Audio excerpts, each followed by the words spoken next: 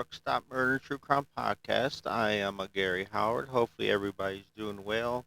As for me, well, well. As for me, not so. Sitting here in Logansport, Indiana, waiting to get loaded at Tyson's, which always is a big pain in the ass. But enough about that. If you're a return listener, thank you for coming back. If you're a new listener, let me tell you about what I do. I am a truck driver. I travel all 48. And during the time, I have to stay at truck stops. So I'll be talking about the truck stop, what people think about it, and what people think about it. It's the funniest part about it because some of these truck drivers are so dramatic. But without further ado, let's start. So if you happen to be driving through Logansport and you decide you want to check out a carousel, you could go at Dash County Denzel Carousel. It's a historic carousel that's been it's dated back to 1900s. So the Cass County Denzel Carousel, formerly known as the Spencer Park Denzel Carousel, also known as the Riverside Park Denzel Carousel or Logansport Carousel. It's a historic carousel in Riverside Park of Logansport, Indiana, built by the Denzel Council Company, Carousel Company, probably by the 1900s, so it's pretty old. It's one of the company's oldest surviving Medjugorje style carousels, which animals likely hand carved by George Denzel himself. It was declared a National Historic Landmark in 1987. Also, this place is not too far from where Delphi girls were murdered. So, if you want to go on my social media pages, I have posted a bunch of pictures of my visit there. I will cover that case in the future, but I want to get more familiar with the case.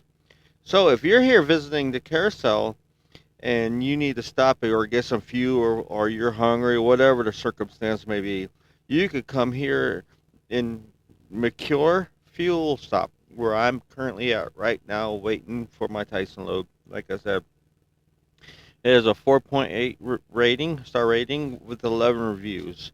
It's a pretty close spot. It's all the spots are free. Now it's a big parking lot. You could probably make your own parking lot parking spot, but there's not really many parking spots here. I would say maybe 8 or maybe 10. It don't say on Trucker's Path how many, but if the address is in Logansport, Indiana, of course. Let's find the address. It don't have an address. It just says Logansport as an address. It's off of 25. So let's see what's nearby to eat. Now they do have a pizza place inside where you can have pizza. Everything on the reviews, somebody talks about it. But if you want to, there's bull strippers. Now these are feet. It says 3,444 feet. You get the Bull Shippers Cafe, was probably just like a diner. La Palmilla Latina is 4,584 feet. And I'm saying the numbers because I actually looked at this place. I was thinking about going Craig's Tavern, Kriegs, and it says 5,247, which is actually almost 1.5 miles away. So basically, the only thing you have here to eat is the stuff that the truck stop has itself and pizza, which is not too bad. So, since there's not many reviews, I'm going to be able to read them all. And the first review, it says it's a 5-star. Since it's a new truck stop, a lot of people are going to love it. But as time progresses, it's probably going to get worse and worse. But who knows? Here in Logansport, Indiana, seems like a country. It might not get too bad. First one is a 5-star review. Like I said, pretty nice, brand new place with a huge parking lot. Inside, you've got all sorts of hot foods, pizzas and sandwiches, etc. Enough donut here is funny. Enough donuts to treat, enough donuts slash treats to choke a wood chipper. Sorry, alcoholics, I didn't see a beer cave. They have a shower which cost $15. I didn't use it, but from previous reviews on other platforms, it doesn't seem like it's clean. Restrooms are fairly clean, which is true. Everything else in the store is pretty cheap overall. As for the beer, Indiana, some places do have beer, but you will not find a beer cave, say at a truck stop or anything, because they only sell warm beer at truck stops or gas stations or anywhere else. So if you want cold beer or where the beer cave is, you have to actually go to a liquor store, which I think is retarded. If you're far away from a liquor store and the game's about to start and you want some cold beer, well, guess what? You're not having it. You're going to have to let that chill. Maybe by the second quarter of the game, you might be able to, or fourth or fifth inning. Here's another 5-star review. Nice, clean, well lit. Not too many spaces. Store looks nice and new. Picnic tables outside of store, not fenced off in a doggy park. Take note. Loves. Not sure about the food or sour situation, but there is not an option on the app to rate that I did not use them. Okay. Another 5-star review. First time here, but they are super cool with makeshift spots. Like I said, as long as we don't block anything. 5 stars for lovely makeshift parking at 9 p.m. on a Thursday with more creativity left. Pizza is 4 star, going down. Pizza is good, better than average as they make it on site. New place, decent sized paved lot. Could be laid out better to maximize parking. 5 star, nice place. 5 star, great spot, fellas and ladies. They must 34 reset. I'm not. They're pretty. I'm not. I was gonna read them all, but they're all pretty much. They're all happy with the place. So, without further ado, let's go to the case. Now, the case I'm about to cover, it's an unsolved case, a missing person that there's really not much information about. I'm going to go over what they do have, and then after that, I'll talk about what's happening in Austin, Texas on August 25th. So let's tell the story. We are talking about the missing case, a 1991 missing individual, Westley Eviston. I said there's really not much. Wesley Eviston was hanging out with some friends at his home on South Road in Noble Township, Indiana, just before he disappeared on August 29, 1991. Everson, 20, told his friends that he thought he was being set up shortly before leaving. He was not, has not been seen since. Everson's truck was found, though, on the Huntington Street Bridge in Wabash. The keys were still in ignition, and his wallet and cigarettes were inside. That's the one thing really think that some foul happened because a smoker's not going to leave his cigarettes behind. The only thing missing was his rifle, which he supposedly always took with him. It was reported that it was unusual for Everson to go anywhere without his cigarettes. Everson was eventually declared dead. His case remains unsolved to this day. And it's 32 years, yeah, since he went missing. But yeah, if any information, you are asked to contact the Indiana State Police 765-473-6666 or Wabash County Crime Stoppers at 260-563-5821. Now, I've been using Crime Doors a lot, which has all the kinds of information. It usually has a summary, which I just read the summary, has a map, also has articles. Now, on this case, it's usually they have a lot, but this is one of them, the cases that only has one. And like I told you, said on a prior, maybe because he was like a hippie white man, it covers up. He's not a pretty white girl, blonde hair white girl. If he was blonde hair white girl, I bet you they would have been on this. But since he's just a hippie boy, who knows? But yeah, on the newspaper article I did find reads as this: on August 29th, 1991. 20-year-old Wesley Eviston, a 1989 graduate of Southwood High School, went missing. Where he went and what happened to him both still is mysteries. This was 20 years, but it's not 20, 32 years later. The day Eviston went missing, Wes was home with friends on 500 South in southern Wabash County. According to his mother, Betty Staten, Wes later left the home abruptly, stating he smelled a setup. Despite his mother's pleas to stay home, West took off and was never heard from again. Shortly after his disappearance, Everson's truck was found at the Huntington Street Bridge in Wabash. His keys were still in ignition, his wallet was still in the truck, and most notably, his cigarettes were still in the vehicle. I had a friend that worked at the Crystal Flash gas station who pulled me to the stake. This is a quote from somebody.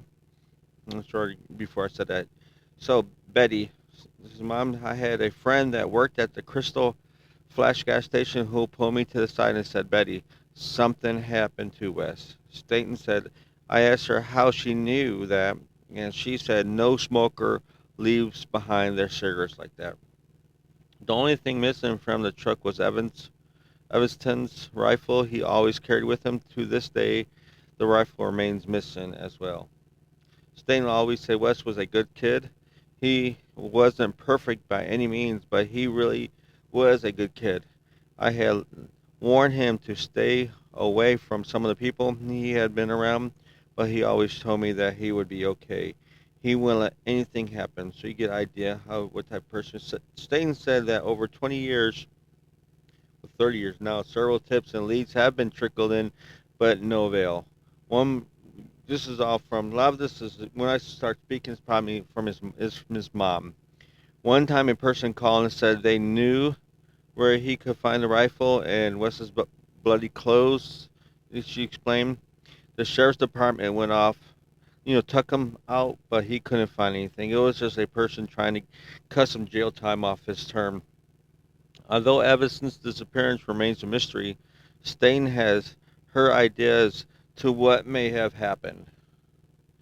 This is what she said. He may had always told me, well, he had always told me he'd be okay. She said, I was worried about one of the or two of the guys that Wes had been working with. Working with, well, what kind of work? He had come home beaten up a couple of times, and he promised me he would be able to take care of himself. This is according to Staten. Staten said that the disappearance has been hardest on his younger brother, Nick. She would say Nick looked up to him. He was a hard he has a hard time dealing with it at times. The holidays, of course, always especially rough. Staten said he still has the Christmas presents that he had gotten West the year he went missing. A lot of people ask me if finding what happened to Wes will provide some type of closure to her, the situation. She was to say, on a case like this is there's never closure. We just hope that at some point someone steps forward and lets us know what happened. Someone, somewhere has to know what happened to him. That's all they know. So, like I said, anyone having information regarding was around at the time or know somebody who was, give Wabash County Crime Stoppers a call at 260-563-5821. And like I said, all this information, he is on Charlie Report. Charlie's Project has it Westley H. Eviston, if you want to look that up. Missing since August 29th, 1991. Missing from Noble Township, Indiana. Endangered miss male, white. His date of birth was June 29th, 1971, so he would have been 52 this year. He went missing at age 20. His height, weight was 5'8" to 5'9", 140 pounds, so skinny guy. Caucasian male, brown hair, brown eyes. His nickname was Wes. So Indiana State Police again, 765-473-6666. Wabash Crime Stoppers again is 260-563-5821. And you could probably go to the Charlie Project if you have any updates. You could look at information, everything, find other missing people. Which brings me to my next set. I've been asking a lot of questions on here. I never get no answers. But if you're listening to this, I was thinking about starting a new channel and just talk about missing because I would like to do missing and unsolved cases, but I don't know, truck stop murder doesn't seem the right place for us. So if you want to hear more unsolved and missing cases for me on a different channel, just let me know and I will make that happen. So, like I said, what is happening in August 25th to the 27th, I believe, in Austin? Well, let me tell you. It's the True Crime Podcast and Paranormal Festival. It's said to be an exciting event fans of these genres, but it's also a unique opportunity to meet your podcast victim. This second year I've been here, is victim advocacy. In fact, the key speaker is going to be Julie Murray. That's the sister of Mara Murray, and a bunch of other stuff. There's like over 50 something podcasts that's going to be there. You got Podcast Row. There's going to be a lot of panels there. Of course, I'll be there. You can come meet me on Podcast Row. Also, on that Saturday, 2:45 on Stitch 2, I'll be doing a live show, which I'll be discussion panel, which I'll be talking about truckers against trafficking and the reality of human slavery today. It still exists. So, August 25th to August 27th, come see me in Austin. with a bunch of other podcasters, true crime people. You will enjoy yourself. So that's my conclusion of the episode. Hope everybody does well. If you know information about this missing individual, please call the numbers that I told you. And if you like this episode, please rate and review, share with your friends. Also, you could join my Facebook group at Truck Stop Murder and True Crime. Twitter, follow me on Instagram and Twitter. Instagram is Truck Stop Murder and True Crime. Twitter, it is Truck Murder. I got that right. Usually I get them confused backwards. Also, you can subscribe to my YouTube channel, which I'm trying to grow so I can get 1,000 subscribers, so I could go live on my mobile device. My wife did send me options to do that, but I can't figure it out. But yeah, do that. You can email me at truckstopmurder@gmail.com. Also, if you want to leave a voicemail, go ahead to the Anchor app, look for Truck Stop Murder. Or when you go to my social medias, I usually do the link to my Anchor app. You can leave a voicemail. Tell me what you feel about this. About me, my mush mouth, my babbling, or I just call me an asshole, whatever. Do that. But there you go. And like I always say, you can't fix stupid, but you can sure numb it with a 2x4. I'm out of here.